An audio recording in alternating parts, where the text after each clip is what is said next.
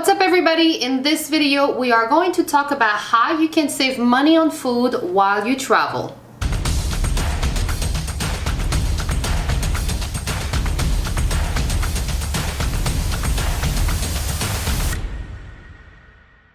My name is Salwa. I am a full-time traveler, aka digital nomad, and an online business coach, and I have been traveling for over 3 years full-time, over 25 countries and 3 continents. So today I'm going to share with you how I actually save money on food while I travel. Number 1, do not buy food at the airport. This is crazy expensive. You basically are paying for airport tax when you buy food at the airport. That includes your bottle of water. Do not buy bottle of waters at the airport. Instead, use the water fountains. The water is drinkable and you bring your own bottle of water with you. I recommend you bring the one that is a thermostat so you can put water and keep it cold, or coffee and tea when you want to keep it warm. Next tip is when you travel, make a food travel budget. Yes, I know it's annoying because you're on vacation and you don't care, but it's important to have a budget so you realize how much money you spend on food when you are out. There are great apps out there when you can just create a budget and then just look at your spending, and that would really help you out to see how much you spend and then make an effort to save so you won't be overspending when you're on vacation. Next thing is whenever you book a hotel, an Airbnb, make sure you have a kitchen so that way you can cook. So in my case, I do house sit, so I'm always in homes with kitchen. If you are not a house sitters like me, make sure to get it, even if it's a small kitchen, so at least you can cook the essentials, and that's going to save you a lot of money on food spending.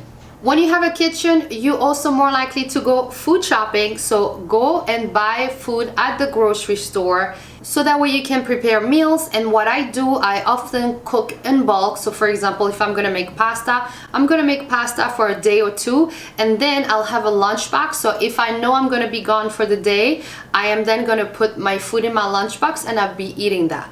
That doesn't mean I don't go out to eat. I do maybe once or twice a week at best. When you look for a supermarket in your area, do a quick Google search to see what kind of supermarket you have in the area and look for the one that are the most affordable. For example, Aldi is a really good one. Publix is another one when you have quality food at a low price. And also check out the farmers market or the local food market. They often a lot cheaper and still have quality food that you can bring home and cook and so on.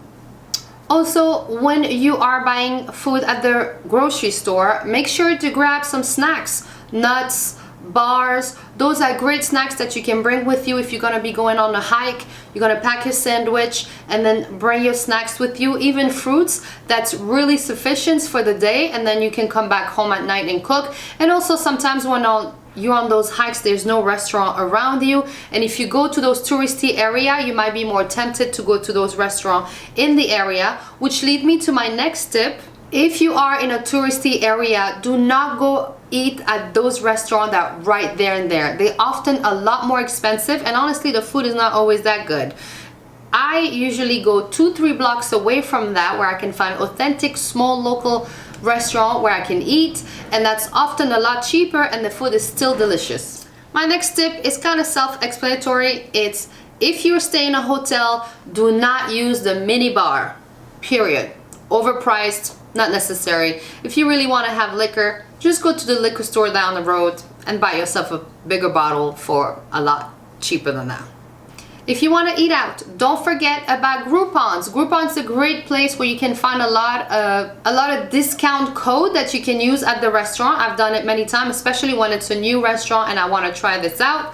So simply you buy it online, make sure that you can use it right away. You can call also to make a reservation or call the restaurant ahead of time to see if you can use your Groupon. Quick tip, guys, don't do this on the first date.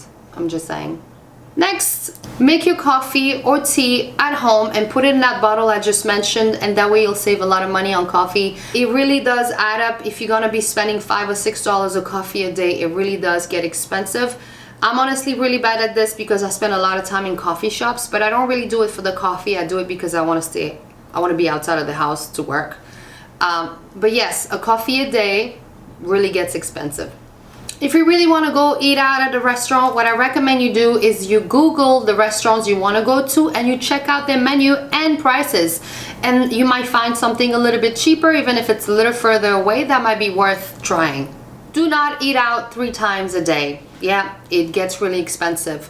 So in my case, I do the nomad diet, which means 1 meal a day. I don't have breakfast, just my coffee. And between 3 and 5 p.m. I'll have my lunch, usually from home, and that's really good enough. But I'm so used to that schedule, and that really allowed me to save a lot of money on eating out.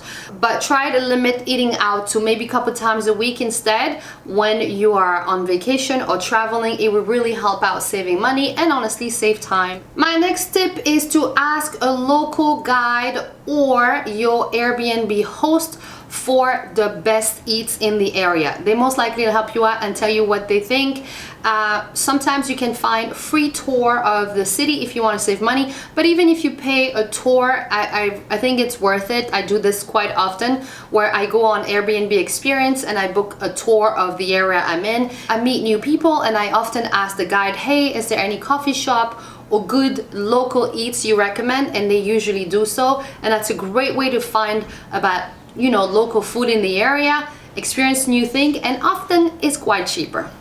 And my last tip is try street food. Yes, so street food, I love trying them. I've never had any problem. I know some people might, you know, just be really careful with your allergies if you have any. But honestly, trying street food is really cool. I've done this plenty of times in Morocco and I found some amazing, delicious, good food. But I would highly recommend to try to do that.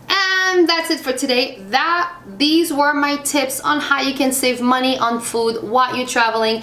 I just want to let you know that these tips I gave you, it really is my opinion based on my own experience, so I hope you will enjoy them. And if you have any comment or questions, leave them down below. Let me know what I've missed, or if there's any topic you want me to talk about, leave it in the comment below. And if you want to be a digital nomad like me and travel full-time, please let me know in the comment below. I will also leave my link to show you how I'm doing it. And I hope you have a wonderful day. Until next time, bye bye.